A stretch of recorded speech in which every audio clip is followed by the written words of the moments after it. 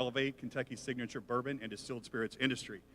And I think it's safe to say that those early pioneer distillers 142 years ago would never have dreamed that we'd be standing here today, excuse me, and talking about billions of dollars in the bourbon industry.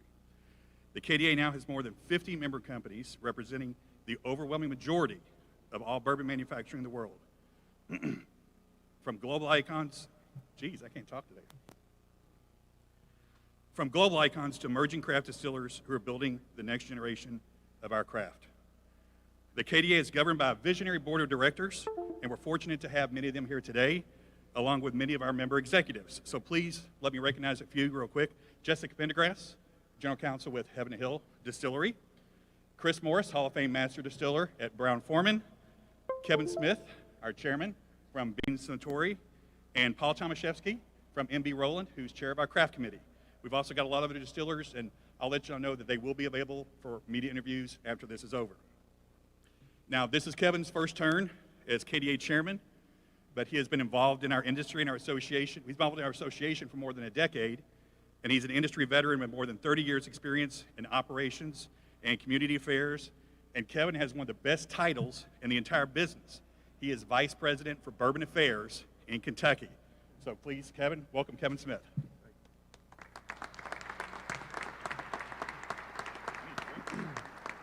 Thank you very much, Eric. I want to start by thanking all the men and women who make our bourbon, make the best bourbon in the world, our essential workers. It's been a challenging few years, and much of the good news you're going to hear today is because of those folks that kept us running and kept our industry strong in the last couple of tough times. And while today's information is a bit of a snapshot of how we've been doing, I would like to just take a few minutes to share with you what the KDA and its members are working together on in regards to preparing for the future, investing in the key foundations that will sustain our industry. We're focused on a future of our workforce and ensuring that we have qualified, diverse, and innovative talent to fill the pipeline that is going to be created. We've established a working relationship with the Kentucky Chamber and a TPM, Talent Pipeline Management Collaborative, to really define the demand and the supply needs of our future workforce.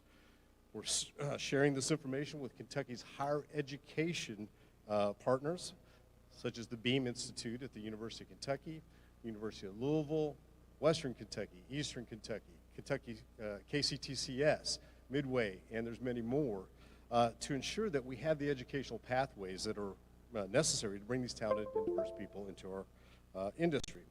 And the KDA has also created the Lifting Spirits Foundation, which provides scholarships to populations that are underrepresented in our industry. We are committed to social responsibility, working to promote and the proper use of our products and increase educational awareness. And we're collaborating with our university partners and the business community to solve some of the systemic problems facing our industry and to become even more environmentally sustainable. The KDA is stronger when it works together, and we're focused on the future, focused on creating a strong foundation that will ensure the growth of our industry for generations of Kentuckians to come. Thank you. It's my great pleasure and honor to introduce the Governor of Kentucky, Governor Andy Beshear. Governor. All right. Well, good afternoon, everyone. It is wonderful to see your smiling but masked faces. I want to thank Eric for kicking things off for us today and Kevin Smith for that introduction. It is an honor to be here today with the Kentucky Distillers Association, and it is exciting to see bourbon continuing to boom and to bring Kentucky along with it. First, we ought to thank the Kentucky Distillers Association for being there for those of our families that are struggling the most, having raised more than $3.4 million for tornado relief efforts. These are much needed funds that are going to go directly to families in the greatest of need, and every single dollar is going to go to a family that was harmed in the worst tornado disaster we have ever seen. This is the single largest donation to our fund, and it is greatly appreciated. So as we all know, bourbon's heart and its soul lives right here in Kentucky. It lives in our history and in our heritage. It flows from Kentucky's clear streams and rises from our limestone aquifers. It purifies, distills, and ages to perfection under the care of Kentucky master distillers and all of the great people who produce what I think is one of the greatest drinks on the face of this earth. As much as anything produced by people can, bourbon represents Kentucky in all of its boldness, its warm welcome, and yes, in its complexity of character. Known internationally as the bourbon capital of the world, Kentucky has enjoyed a decades-long resurgence of America's native spirit. That's a success story attributable both to the quality of the spirits and the careful stewardship of the distillers, lawmakers, and other stakeholders. We're here today to talk about KDA's latest Bourbon Impact Study, and the numbers, frankly, are outstanding. That would be true in any year and in any report, but to see this type of growth during a pandemic is nothing short of incredible. So let's look at it. The KDA study measures bourbon's economic impact in Kentucky at an astounding $8.94 billion. Right now, there are 95 distilleries operated by 75 companies spread out over 40 Kentucky counties. That is 3 times the number of distilleries that we had 20 years ago.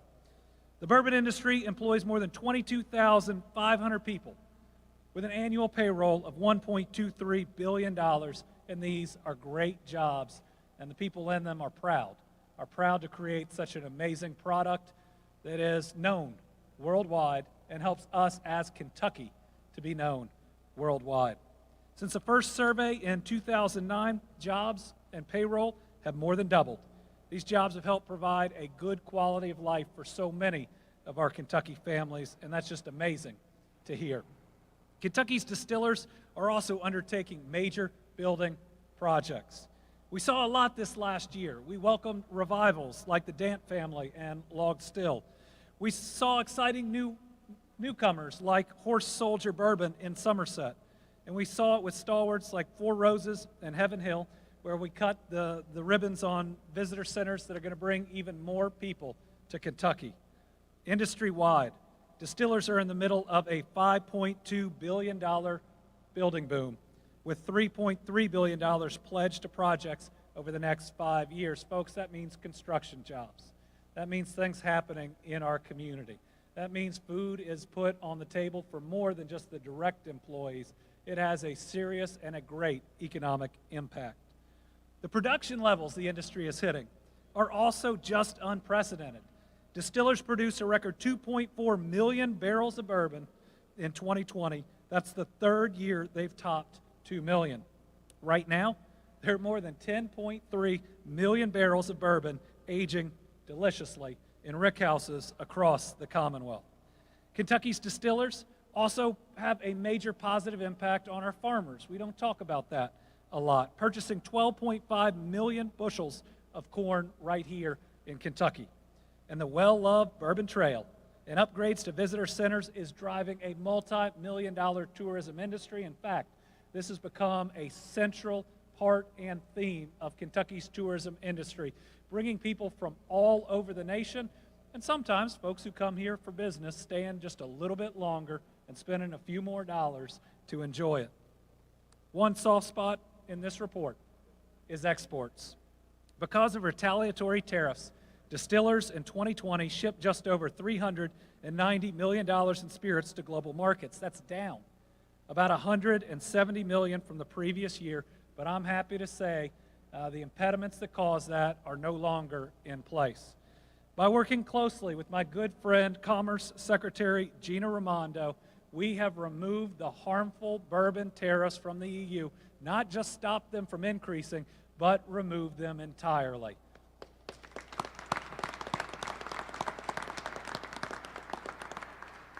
That'll ensure fair markets and great products like bourbon always rise to the top in competitive markets. It is going to be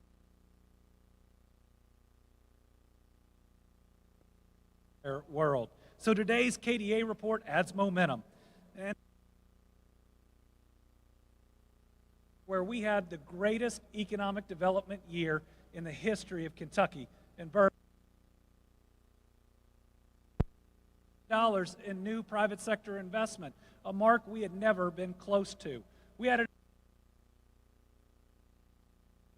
at the second highest hourly wage that we have ever reported. Kentucky. Then we can turn these last 2 years of great growth into 20 years. It means that we create that workforce of the future by investing heavily in public education. Fords or the next horse soldier or the next big company that are coming in aren't just shovel. Now is not only the time for Bourbon, it's the time for Kentucky. Bold. Then they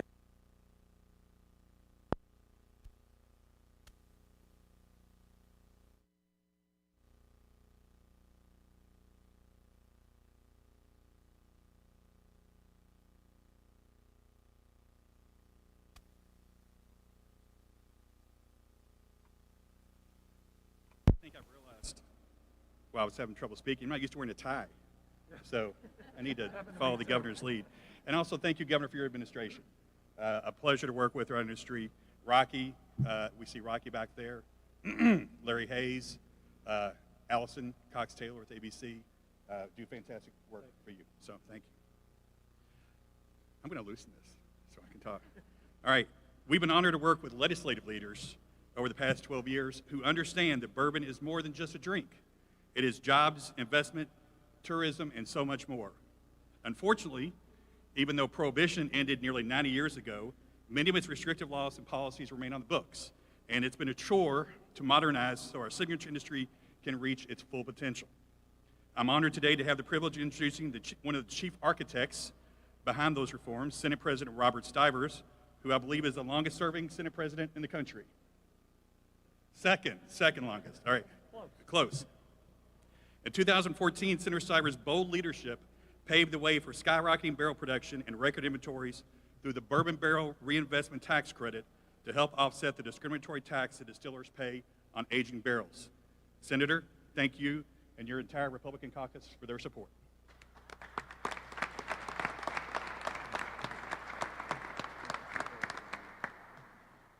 Thank you, Eric, and everyone that's here today. Governor, I want to add just a little bit more besides what they've just done in this recent series of tornadoes and storms. Kevin Smith will know that on many occasions during the pandemic, they made me feel like a bootlegger because I would go out to Kevin and say, we needed sanitizer. We had to move it, and my truck would go out there and they would load me up and it would be full. And, you know, if Jimmy Higdon were here, but I know Bill Samuels, he'll understand that, my front end was kind of high, my back end was kind of low. And so I've truly felt like a good Eastern Kentucky bootlegger taking all the hand sanitizer back to Rockcastle County, Clay County, Bell County. And at one point in time, this is how good this group has been to reach out to the public. I had 2 55-gallon drums that I took to Pikeville Hospital, and that really made my front end go up. But truly, this group is not just creators of jobs. They are people who watch out over our commonwealth and are willing to step up and contribute. Back in 2012, Senator Thayer and myself went to meet with Bill Samuels and several people at the Kentucky Distillers Association. They weren't the happiest group that there was because just prior to that, they had gone out on the front steps and poured bottles of bourbon out to protest the ad valorem tax on bourbon barrels. So as we sat there discussing this with them in 2012, the single biggest impediment was the ad valorem tax that is placed on a product that can't be moved for several years. So we made a commitment that day that if we got the opportunity to repeal that, we would, and we did. And that was the start almost immediately we saw the industry go from point X in employment to increasing in a 3-year period almost 2,000 jobs. They went from X in investment to X plus $2 billion in investment in and around, putting up brick houses, increasing their distillation process, adding those employees. We followed the next year with Senate Bill 11 and John Schickel, which set up the mechanism to create the destination sites and sales on property. With these two things, by cutting taxes and removing regulatory burdens, the industry took off, going from 4.3 million barrels to now, as the governor reports, over 10 million barrels. This is what a good economic environment looks like. This is how it creates jobs, and then this is how the partnerships and this industry steps up and thanks the Commonwealth for creating a signature industry by reaching out and helping in those times of need. It's an amazing partnership we have with the bourbon industry in this state. So on a day that we celebrate numbers, let's celebrate the numbers, the job opportunity, the investment, the taxes, and let's celebrate our partnership and friendship with the Kentucky Distillers Association and what they have done throughout the state. And how far does it reach? It reaches to my hometown. I have a stave mill that cuts white oak barrels that move over to Laurel County, that go from Laurel County to the distillers. It's just not a central Kentucky thing. It is a statewide initiative that affects every place and any place in this state. So to Eric, you and your members, we cannot say enough as policymakers for the work that the Kentucky Distillers Association and the whole bourbon industry has contributed back to this state, and we thank you for that effort.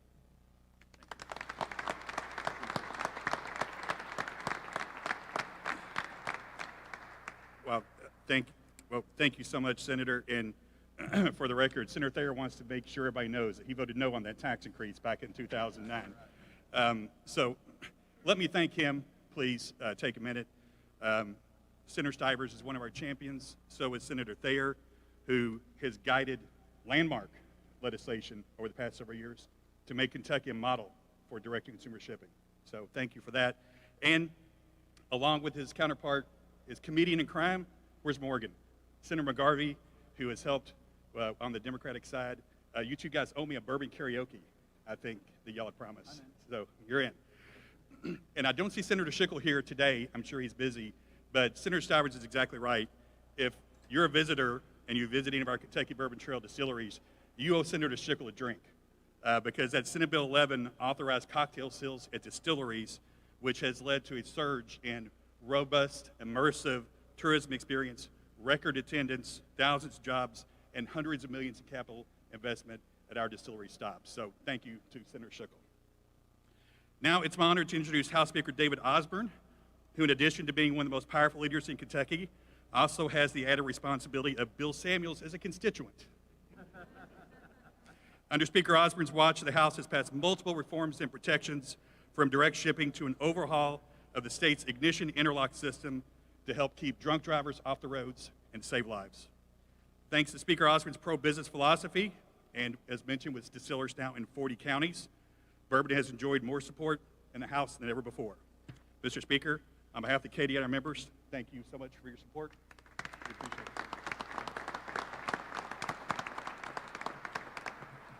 Having Bill Samuels as a constituent is the least of my concerns, I can assure you.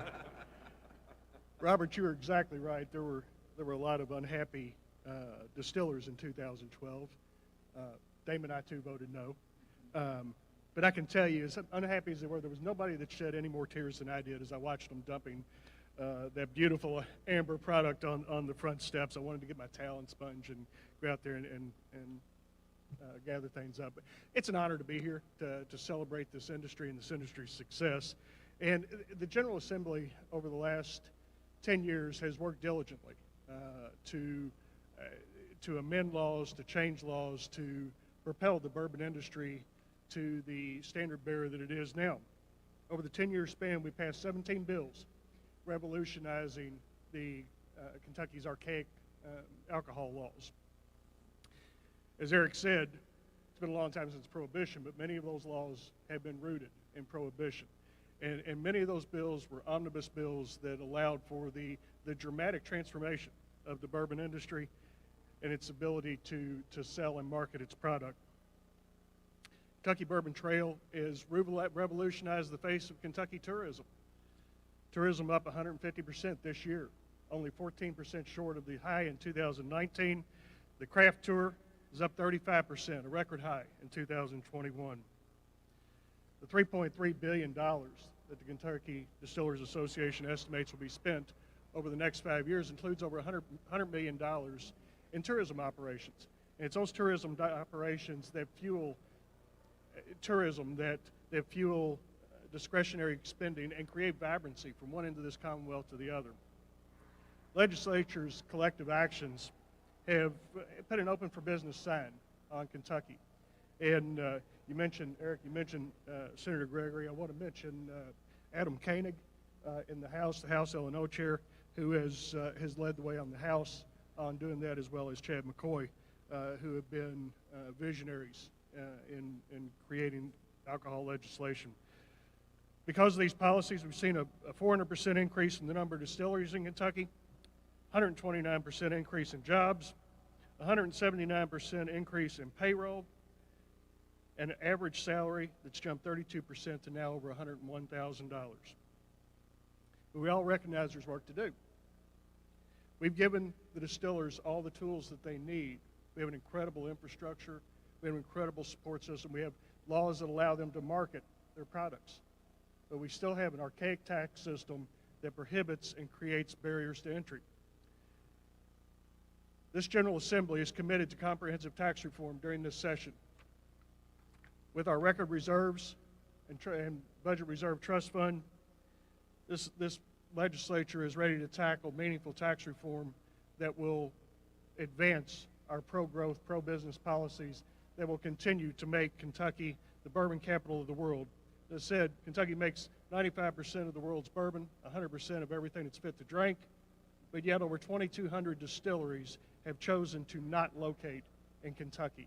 That is unconscionable, it's unacceptable, and this legislature is ready to attack it. Guys, congratulations, thank you. Until 5 o'clock this afternoon when it's appropriate, cheers to all the men and women that represent the bourbon industry.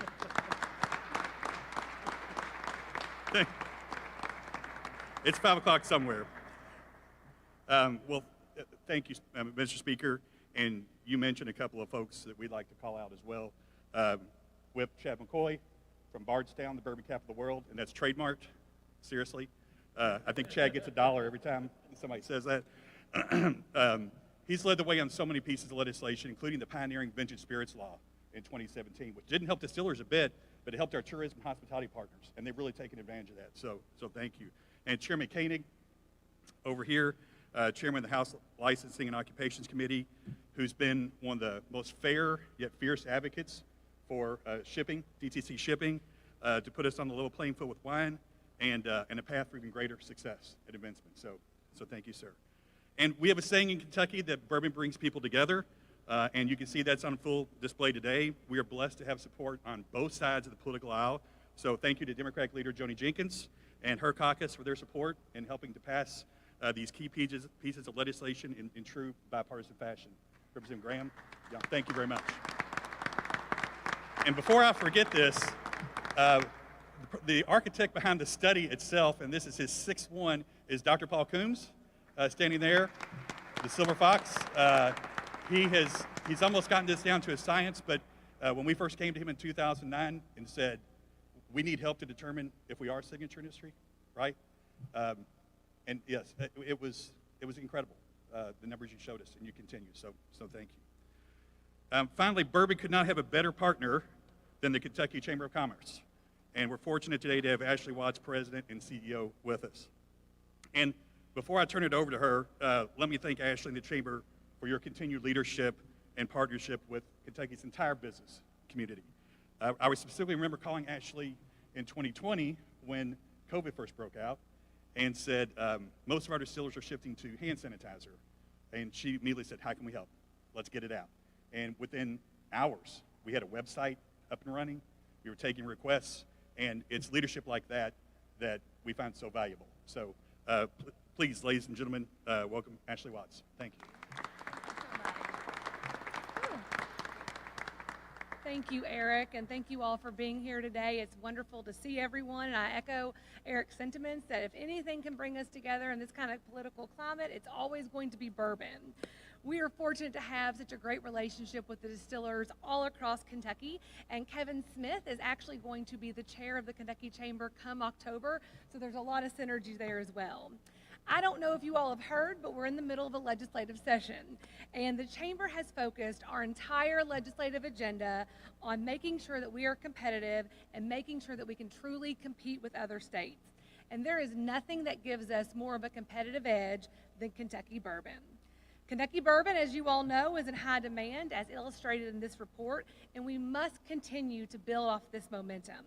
Because other states are starting to look at what we've been doing, and many are opening their own distilleries to try to compete with our Kentucky bourbon distilleries. We must ensure we continue to lead the distilling industry, which encompasses 22,000 jobs with an annual payroll of over $1 billion. And from the Chamber's perspective, I could quote those stats all day long. This industry offers high-paying jobs that are also unique. People truly love what they do in this industry. But we know there are challenges across all industries in Kentucky when it comes to workforce. We have to be proactive in order to maintain our place as the #1 place for distilleries, distilling jobs, and the bourbon tourism industry. The Chamber believes, I love hearing it from Speaker Osborne about tax reform, the Chamber believes tax reform is key to keeping Kentucky competitive across all sectors and making Kentucky the most attractive place to live, work, do business, and raise a family. Kentucky has everything a distiller needs to grow and to thrive. They just need a better tax structure to make it more competitive and attractive to locate here. But there are some tax reform specific to the distilling industry that would help us be more competitive that we hope to help with this upcoming legislative session. We applaud the work of the legislature over the last couple of years for all the various bills they've passed to help this industry, as President Stivers laid out. And at the Kentucky Chamber and for the whole business community, we are committed to supporting our signature industries, which are key to our competitiveness. We congratulate the bourbon industry for another record-breaking year, and we look forward to working hand in hand with all of the distillers across the state and the KDA. And I echo Speaker Osborne's sentiment that it might be a little early, but we are celebrating, so cheers and congratulations. Well, thank y'all. First, let me really quickly thank all the legislators in the Commonwealth who have stepped up for our industry. I miss Susan Westrom over here, one of our earliest, back when things were bad, Susan was there for us. It was one of our first, I think the first 100 Proof Award winner, as many of the ladies and gentlemen up here are. So thank you to all the policymakers and legislators and Governor Beshear and your dad as well, who helped put us on this trajectory. We appreciate that. We will be available for any questions. We've got copies of the full report for you. It will be online this afternoon as well. And I'm sure any of the distillers up here will be happy to do a quick interview if you would like to talk to them. So thank you very much. I appreciate you coming today.